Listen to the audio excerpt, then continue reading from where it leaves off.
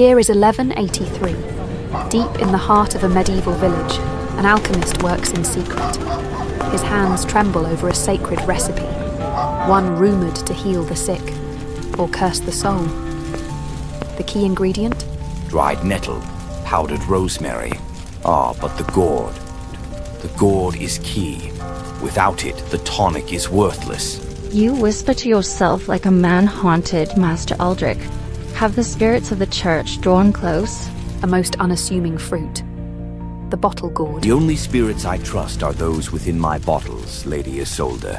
Before the age of modern medicine, illness was a death sentence, but the wise women of the land, the herbalists, held the key to survival.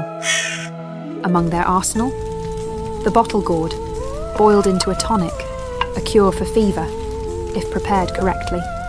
Steady now, child. Too much gourd, and it sours the blood. Too little, and the fever remains. But how can we be sure, mistress? We trust the old ways, child.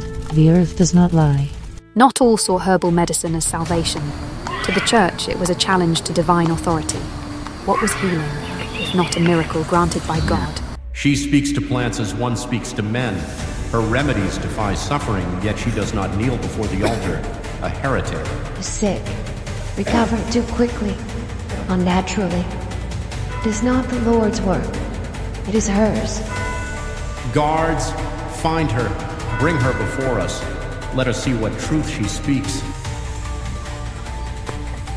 Accused of practicing dark arts, the herbalist stood trial. Her crime? Possessing wisdom beyond her station. Speak, woman. Do you deny that your hands have worked sorcery? I work only with what the earth provides, my lord. It is no crime to heal.